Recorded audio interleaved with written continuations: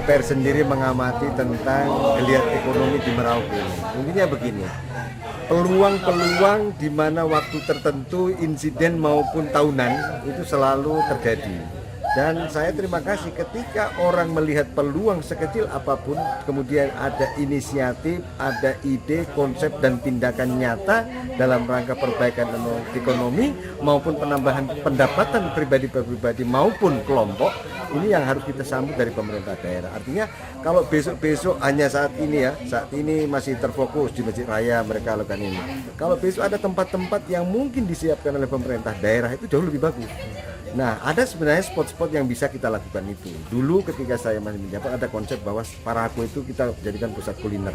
Bukan hanya di Masjid Raya, tapi ada di Jalan Parako. Kalau di Libra dulu sudah otomatis lah dengan sendirinya saat itu kita resmikan. Nah, besok-besok bukan hanya pada pusat kota Merauke. Kalau syukur-syukur dibiarkan. Nah, kalau kita lihat dari perjalanan kita dari pusat kota ke distrik sini, itu ada spot-spot tertentu yang juga dilakukan oleh masyarakat. Nah, ini bagian potensi yang mereka mungkin anggap peluang yang luar biasa. Untuk itu saya terima kasih. Nah, sebagai pemerintah yang harus hadir di tengah itu harus memberikan fasilitasi. Kebetulan ada kabak perekonomian. Suatu saat kalau memang ini bisa dikembangkan dengan konsep-konsep ekonomi yang lebih bagus, itu mari kita sambut. Contoh ketika saat ini bicara tentang Semangga 2 atau Marga Mulia itu yang pusat kuliner libur Sabtu Minggu. Nah, itu ada konsep yang dari kepala kampung yang ingin diajukan kehadiran pemerintah daerah, khususnya bupati dan wakil bupati, untuk memberikan sentilan-sentilan, stimulus-stimulus untuk bagaimana itu menjadikan pariwisata kuliner ataupun agrowisata. Itu juga harus kita sambut. Itu di kampung Marga Mulia. Sudah dimulai sejak kapan? Nah, kalau itu sudah dengan sendirinya, artinya inisiatif masyarakatnya sudah dari 2010 menurut saya itu sudah mulai hidup gitu. Nah, yang hidup dari bawah itu biasanya dia akan berkembang terus. Kalau kita korek sedikit saja dari sisi pemerintah, kehadiran pemerintah, saya yakin lebih bagus. Kadang-kadang ada yang kita paksakan tanpa konsep. Kadang pemerintah membangun tanpa analisa-analisa ekonomi gitu. Akhirnya banyak yang pembangunan fisik-fisik yang kita bangun itu menjadi bangunan tak bertuan, bahkan menjadi rumah setan gitu kan. Akhirnya hilang sendiri.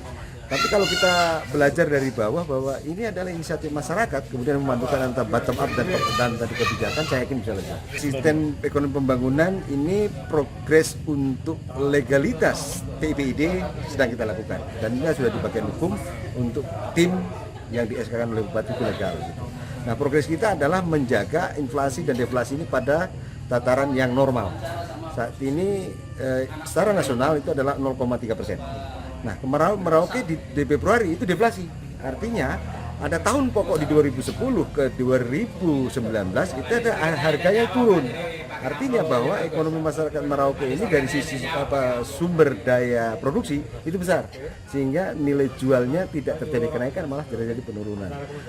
Naik turunnya ini harus ada angka-angka yang tidak boleh terlalu anjlok ataupun terlalu vertikal gitu. Tapi pada tataran yang sangat normal, 0,3 deflasi turun ke inflasi 0,30. Nah, itu normal. Nah, ini yang akan kita lakukan sehingga besok itu tidak ada lagi bahwa produksi beras Merauke justru menambah potensi inflasi yang luar biasa.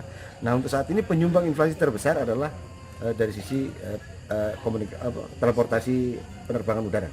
Sehingga ketika kita melakukan transport maupun import balik ya, ekspor maupun impor barang dari keluar dan masuk Merauke ini menjadi satu hal yang agak berat gitu, sehingga kosnya begitu besar, yang harusnya didatangkan bisa 20, mereka bisa 50 sampai dengan 70% saja maksimal. Enggak. Tim akan memantau itu supaya Ya, terjadi. kalau bicara tentang intervensi kita berdasarkan harga tiket jelas tidak mungkin. Pada tataran nasional pun tidak bisa, karena TOC dari maskapai itu masing-masing punya hitungan. Load factor yang 80% harus mereka penuhi, kemudian ada ya persaingan kompetitor maskapai lain, ini biasanya menjadi satu hal yang Kalau data terbaru kan bulan April kemarin terjadi inflasi, bahkan Merauke tercatat nomor 2 tertinggi inflasi di seluruh Indonesia. ya itulah yang akan kita jaga adalah mayurnya. ya benar.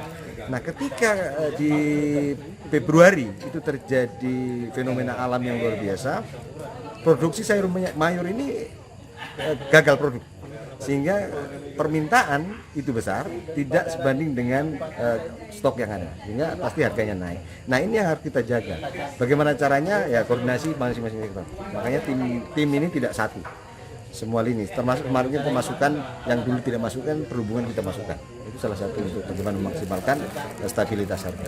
Terkait apalagi menjelang hari raya ini kan biasa ada Ya. penimbunan ini. Apakah itu akan Ya, itu bagian dari tugas kita. Artinya ada jangan sampai spekulan-spekulan memanfaatkan ruang dan waktu ini, stok yang mungkin sangat terbatas mereka tumpuk 1 minggu sebelum hari H, mereka keluarkan dengan harga yang mereka naikkan. Ini yang perlu kita pantau. Nah, dari Dinas Perindak itu pun setiap hari Senin per minggu itu mereka melakukan operasi pasar dengan pemantauan kalau terjadi kenaikan mereka akan report ke kita. Lagi Pak, yang informasi yang terbaru yang kami dapatkan di pelabuhan itu kan dikatakan sebagai tempat gudangnya sementara dari toko-toko. Apakah itu akan dicek dulu? Ya, ini kan proses pembangunan itu pasti ada korban. Termasuk diantaranya adalah semakin banyaknya kompetitor ekspedisi, kemudian tidak kita barengi dengan space yang kita siapkan untuk bagaimana menampung kontainer, akhirnya ada penumpukan kontainer yang normal mungkin 2-3 ini sampai dengan 4-5, itu kan ini menjadi pemandangan yang sebenarnya kurang sedap. Selain itu kita juga harus bisa memanfaatkan ruang. Nah, ini perlu saya sampaikan ke Pak Bupati maupun ke Pak Wakil sebagai pimpinan yang kita tertinggi bahwa kita ini punya aset.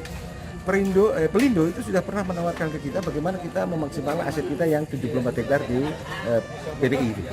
Nah, mudah-mudahan ini bisa kita realisasikan supaya tidak semua kontainer itu bongkarnya dan penyimpanannya ada di kawasan pelabuhan. Kita bisa manfaatkan di sana, itu menambah income karena itu sewa tanah itu. Maksudnya kan selama ini pedagang itu menyimpan barang-barangnya di kontainer. Nah, itu sudah. Apakah itu? Besok ini selain tadi kita bisa diversifikasi tentang penyebaran kontainer yang ada, baik Temas maupun Spill maupun pribadi-pribadi yang punya maupun kontainer itu yang bentuknya ada kayak freezer itu, kita harus bisa arahkan ini harus di sini. Nah, dengan mengarah itu kita bisa memaksimalkan pengawasan. Oh, ini harus di sini, kenapa tidak dibongkar? Kita bisa awasi. Nah, yang jadi masalah kan karena numpuk itu yang 5 tingkat ke atas, siapa yang mampu? Resikonya kan sangat tinggi. Kemudian masuk ke Pelindo itu aturan juga sudah lain. Kita tidak semerta-merta pemerintah daerah bisa kayak tangan besi, ini harus di sini, harusnya tidak, karena mereka punya kewenangan tersendiri. Terima kasih.